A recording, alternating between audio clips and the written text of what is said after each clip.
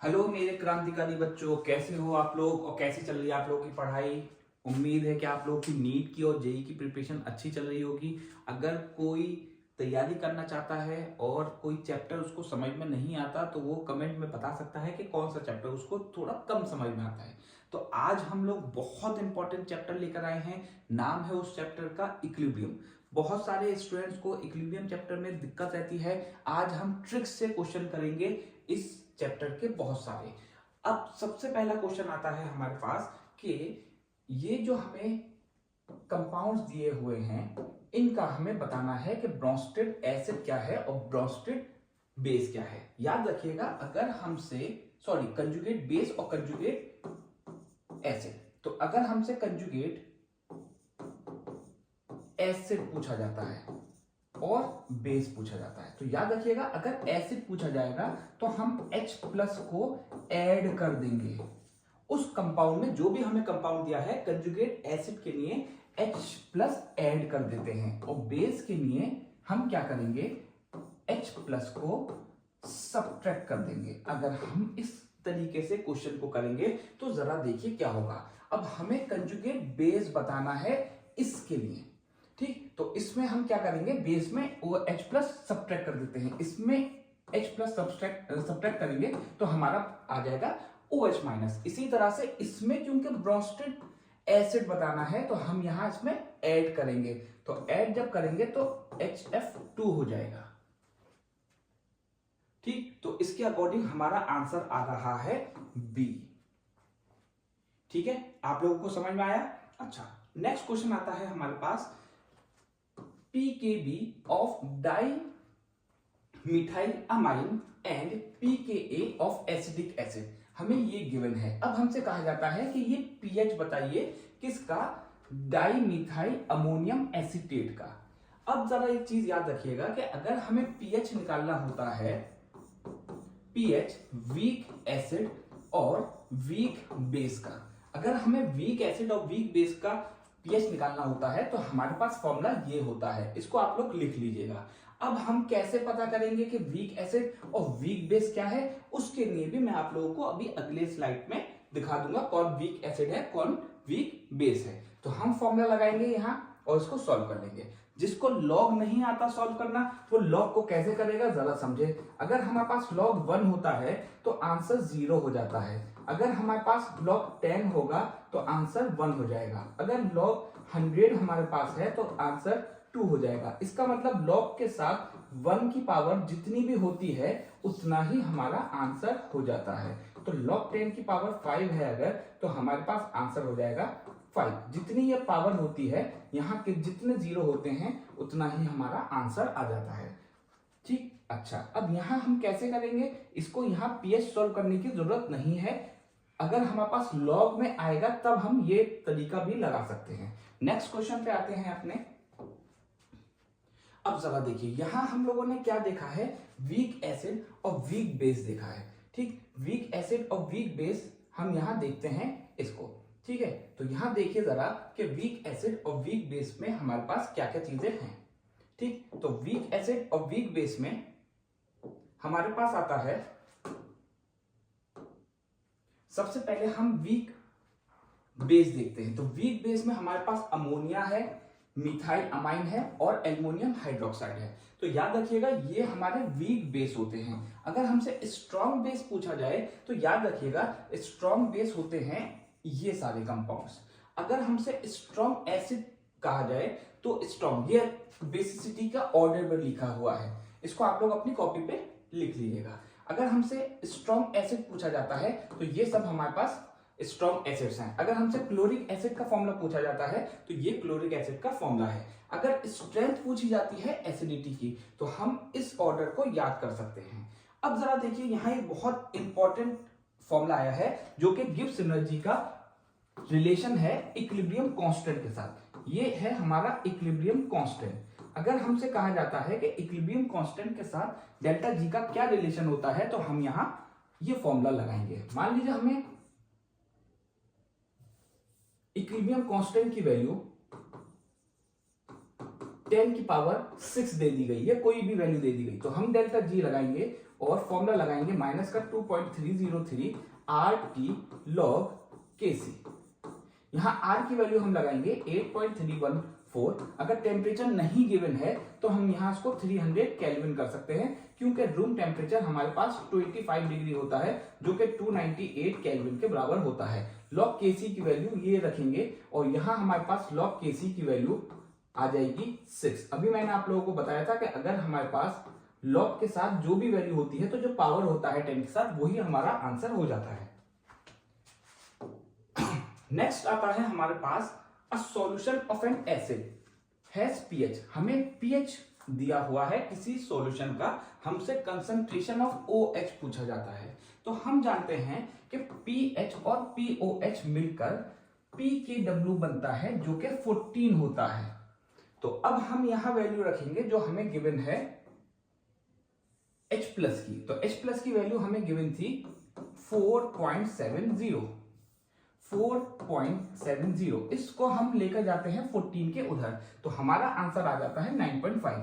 अब जब इसको सॉल्व करेंगे तो हमारे पास आंसर आ जाएगा ये। यहां हम एक चीज का इस्तेमाल कर रहे हैं जिसको बोलते हैं एंटी लॉग। एंटी लॉग को कैसे सॉल्व करते हैं वो मैं आप लोगों को डिस्क्रिप्शन में बता देता हूं। नेक्स्ट क्वेश्चन आता है solubility of calcium hydroxide is. याद रखिएगा सॉल्युबिलिटी हमें दी है √3 कैल्शियम हाइड्रोक्साइड की। हमसे कहा जाता है सॉल्युबिलिटी प्रोडक्ट, मतलब KSP बताइए। याद रखिएगा सॉल्युबिलिटी प्रोडक्ट सिर्फ हम उन सॉल्यूशंस के निकाल सकते हैं जो कि पूरी तरह डिसॉल्व नहीं होते, ठीक। तो जो स्पेरिंगली सॉल्युबल होते हैं, कुछ अमाउंट उनका सॉल्युबल होता है। स्पेरिंगली सॉल्युबल कहते हैं पूरी तरीके से डिसॉल्व ना हो।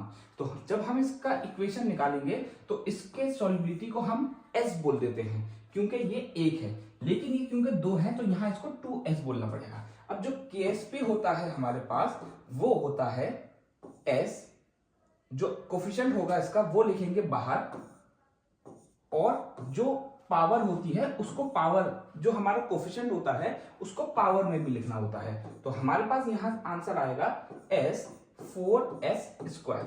अब S की वैल्यू हमें यहां गिवन है, यहां पुट करेंगे और KSP की वैल्यू हमारी यहां आ जाएगी D। अब जरा समझिए कि अगर हम KSP को निकालना चाहते हैं अलग से तो उसको कैसे निकालेंगे। यहां हमारे पास पहले हम KSP का जरा तरीका देख लेते हैं कैसे करना होता है, ठीक है। KSP को अगर हमें सॉल्व करना है, यहां मैंने ट्रिक भी लिख दी है KSP की। मान लीजिए हमें KSP निकालना है किसी भी एक कंपाउंड का, AgCl का हमें KSP निकालना है। तो सबसे पहले हम ये देखेंगे कि हमारे पास ये Ag और Cl माइनस बनाएगा, ठीक है। अच्छा, अब क्या करते हैं, इसके जो सॉल्युबिलिटी है इसको x मान लेते हैं और इसकी जो सॉल्युबिलिटी है उसको y मान लेते हैं। अब हमारे पास जो ट्रिक होती है वो क्या होती है जरा समझिए। जो ट्रिक होती है वो KSP is equal to x की पावर x, y की पावर y, और जो सॉल्युबिलिटी होगी उसकी पावर x प्लस y। ये हमारी ट्रिक हो गई। यहां x जो यहां लिखा होता है नंबर, इसके कोफिशिएंट वो x और y होते हैं। जो इसके साथ लगा होगा वो x है और जो इसके साथ लगा होगा वो y है, ठीक है। यहां सॉल्युबिलिटी को नहीं बोलेंगे, जो इसका कोफिशिएंट है उसको x और y बोलेंगे, ठीक। एग्जाम्पल के तौर पर अगर हमारे पास AgCl2 होता तो यहां x की वैल्यू तो 1 होती, यहां x की वैल्यू होती 1 क्योंकि इसके आगे कुछ नहीं है, लेकिन यहां ये 2 हो जाएगा क्योंकि जब इसको डिसोसिएट करा जाएगा तो हमारे पास यहां 2 आएंगे, 2Cl माइनस, तो ये 2 है तो यहां y की वैल्यू आ गई 2। अब इसमें पुट करेंगे हम, हमें s की वैल्यू गिवन रहती है, हम आंसर निकाल लेंगे। यहां मैंने पूरा एक ही जगह लिख दिया है कि हमारे पास क्या क्या रिजल्ट्स आएंगे। अगर हमारे पास कोई कंपाउंड AB की शक्ल में है तो KSP का डायरेक्ट फॉर्मूला हम पुट कर सकते हैं। अगर कोई AB2 की शक्ल में, जैसा कि यहाँ था AgCl2, इसी तरह से अगर कोई चीज मान लीजिए AgCl3 होता तो यहाँ ये इस शक्ल में है तो इसका फॉर्मूला KSP का डायरेक्ट हम याद रख सकते हैं और हमारा आंसर आ जाएगा। अब जरा देखिए यहाँ एक क्वेश्चन आया है, इसमें कहा गया है कि अगर इक्विलिब्रियम कांस्टेंट इस इक्वेशन का हमें 8.0 दिया है तो बताइए इसके इस वैल्यू के लिए इक्विलिब्रियम कांस्टेंट क्या होगा। जरा पहले हम लोग आगे की चीज देखते हैं, ये आप लोगों को समझ में आ गया होगा। तो यहां हम देखते हैं कि मान लीजिए हमारे पास एक इक्वेशन थी ये, और इस इक्वेशन के लिए इक्विलिब्रियम कांस्टेंट की वैल्यू हमें k दे रखी थी। ठीक, इक्विलिब्रियम कांस्टेंट की वैल्यू हमें k दे रखी थी। अगर हम इसको अपोजिट कर देंगे, ये कर देंगे, तो यहां जो इक्विलिब्रियम कांस्टेंट होगा उसकी वैल्यू 1/k हो जाएगी। ये पहली चीज है, पहली चीज। दूसरी चीज, अगर हम इसको 2 से मल्टीप्लाई कर देंगे, अगर हम इसको 2 से मल्टीप्लाई कर देंगे तो यहां इक्विलिब्रियम कांस्टेंट की वैल्यू k स्क्वायर हो जाएगी। अगर 2 से मल्टीप्लाई किया तो यहां ये स्क्वायर बन जाता है। अगर तीसरी चीज आती है, अगर हमारे पास ये डिवाइड होता है 2 से, तो हमारे पास जो इक्वेशन बनती है वो अंडर रूट हो जाती है k। जो भी हमें यहाँ वैल्यू दे रखी होगी उसको हमें यहाँ अंडर रूट करना पड़ेगा। अब हम क्वेश्चन को देखते हैं कि कैसे करना है ये सवाल। अब जरा देखिए, यहां पहली चीज ये कि इस रिएक्शन को अपोजिट कर दिया गया है। पहली चीज जरा देखिए, प्रोडक्ट को पहले लिखा गया है, ठीक, प्रोडक्ट पहले लिखा हुआ है, तो इसका मतलब हमारे पास इनवर्स किया गया है, इसका मतलब 1/8 होगा। लेकिन यहां ये 2 था i के साथ, इसका मतलब इस इक्वेशन को 2 से मल्टीप्लाई भी किया गया है। जब 2 से मल्टीप्लाई करेंगे तो यहां स्क्वायर करेंगे तो 1/64 हमारा आंसर आ जाएगा।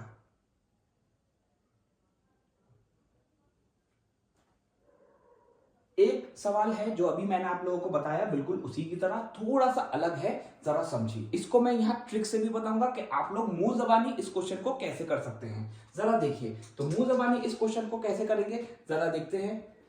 सबसे पहले हमारे पास जो आता है वो आता है कि इसका जो सॉल्युबिलिटी है इसको हम S मान लेते हैं, और जो Ag है उसको भी S मान लेते हैं। अब यहाँ हमारे पास जो सॉल्युबिलिटी पूछी गई है वो पूछी गई है NaCl के साथ अगर AgCl मिक्स होगा तब। तो अब हम यहां क्या करते हैं कि जो ये Cl है, ये वाला Cl,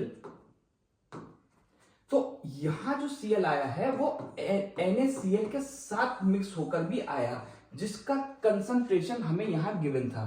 तो यहां जब कंसंट्रेशन हम ये रखेंगे तो ये ऐड कर देंगे इसके साथ। लेकिन जो S की वैल्यू है वो बहुत छोटी है इस वैल्यू से, तो जब मान लीजिए कि हमारे पास 0.1 है, इसमें प्लस हम इस तरह से कोई भी वैल्यू करेंगे तो कुछ भी इफेक्ट नहीं होगा, तो इस वैल्यू को नेग्लेक्ट कर देंगे, तो हमारे पास S की वैल्यू ये आ जाएगी इसको उससे मल्टीप्लाई करने के बाद। ये हमारी सॉल्युबिलिटी है, ठीक, याद रखिएगा। अब हम ट्रिक देखते हैं। अगर हमारे पास कभी भी कोई सॉल्युबिलिटी प्रोडक्ट गिवन है और दूसरी चीज का कंसंट्रेशन गिवन है, तब हम सिर्फ इन दोनों को मल्टीप्लाई कर देंगे, हमारा आंसर आ जाएगा। तो IST हमसे ये कहती है कि अगर हमें सॉल्युबिलिटी निकालनी है तो जो सॉल्युबिलिटी हमें KSP दिया है उसको कंसंट्रेशन से हम मल्टीप्लाई कर देंगे, हमारा आंसर आ जाएगा 10 की पावर -10 इंटू 0.1। तो आंसर आप लोग चेक करिएगा, आंसर आपका यही आएगा, ठीक है। सॉरी, इससे डिवाइड करेंगे, सॉरी डिवाइड करेंगे, यहां इसको उससे डिवाइड करेंगे, 0.1 से डिवाइड करेंगे, ठीक है। जो भी वैल्यू यहां गिवन होगी उससे सिर्फ डिवाइड कर देंगे, मल्टीप्लाई नहीं करेंगे, डिवाइड करेंगे, ठीक है। ये क्वेश्चन आप लोगों को खुद करके देखना है और कमेंट में बताना है कि इसका आंसर क्या आ रहा है। अगर आप लोगों से ये नहीं होता है तो मैं आप लोगों को इसमें हेल्प करूंगा कि इसको कैसे करेंगे। Thank you.